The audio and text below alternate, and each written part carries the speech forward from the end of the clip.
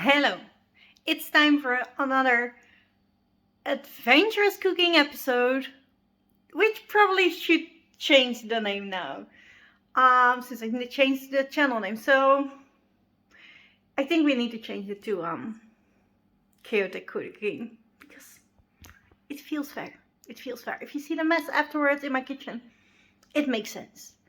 However, this one is again inspired by a Jamie Oliver cookbook club book. I'll link his cookbook club on Facebook down below if you want to join in on the fun. He chooses a cookbook every month, a new one, and we get 3 tester recipes. And you can buy the book with discount. And then if you post recipes, the things you made from the book, you can enter to win a cookbook. And this month's book is another pink Asian flavored book. We all know what happened to the last pink Asian flavored book, don't we? Wow, Ian's book turned out to be my favorite of all time.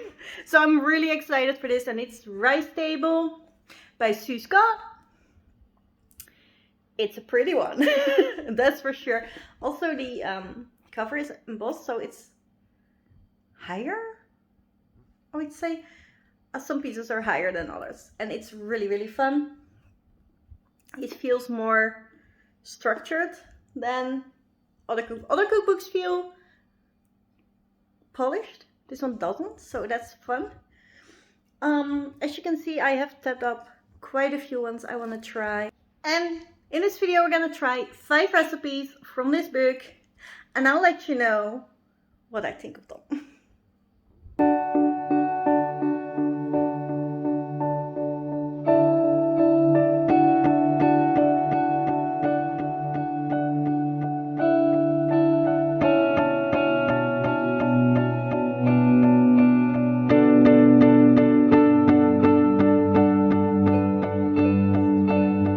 First recipe I tried from Rice Table by Sue Scott was the rolled omelette with seaweed. I didn't like it. I didn't like it at all. It has a very fishy taste, and I'm not sure if it's the seaweed or the mirin, but it was just too much for me. The eggs, however, were really fluffy, so I like that. I just didn't like the too fishy taste for me. I would have dialed it down a bit. Next up was the asparagus citrus salad from page 34. I liked it. I liked the combination between the asparagus and the citrus. I chose oranges. It's a very simple dish. It's nothing really special, nothing like 5 stars, but it's just good. It's just very enjoyable, and it's fun to have around. I would make it again. Let's just go in order of the book. That's easier. Then the next one is the spring onion pancake from page 44. I really enjoyed this one.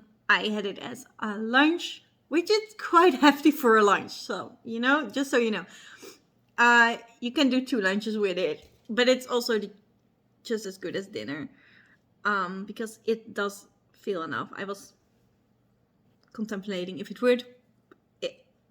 It would. I tested it for you.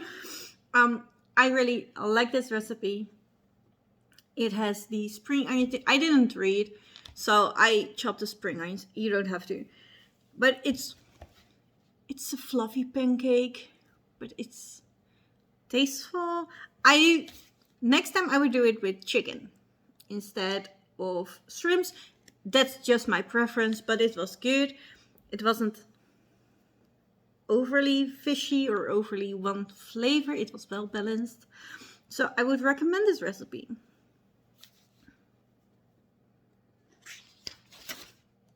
And then we have my absolute favorite. This was a very surprising dish for me as well. It's a pork tofu meatballs. You don't actually get meatballs, you get more of a hamburger thing, but I've never had the combination of meat and tofu before. I don't really eat a lot of tofu. And this was amazing. I tasted it first without the sauce, and it was hot. It was way too hot for me. But then I tried it with the sauce, and it's perfection. It's so well balanced. The sauce really brings it to life. It really balances it out. The importance of this sauce. I used a chive dipping sauce on page 222. You should make that sauce. It's amazing. You should eat this with the sauce. I'm never going to eat it without this sauce. This is a 5-star recipe. I loved it. I would eat it. I would rather eat this than go out to dinner. This is one I'm gonna make over and over and over again because I loved it so much. I actually am going to plant more chive in my garden just for this dipping sauce. It's amazing, guys. It's amazing. If you're only gonna try one recipe out of this book, make it this one, please.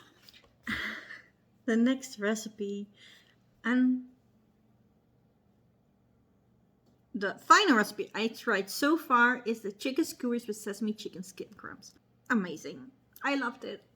This is a 4-star. Not as good as the tofu pork meat, but definitely above average. It's a really good recipe. I liked it. I would recommend you to make it. It's on page 132. It's just good. It's a bit of a sweeter one, but you know, with the cracking of the skin, it's just really, really good. And those were the 5 recipes I tried so far from Rice Table. There are so many I still want to try, like the Korean fried chicken, but also the kimchi I haven't done yet. This just, you know, the lamb with pomegranate, I don't know. Looks really good here. Also, this pink noodle dish. It's pink. I need to try it. There are many interesting recipes in this. I like it. I really like this cookbook. It's not my favorite. The recipes aren't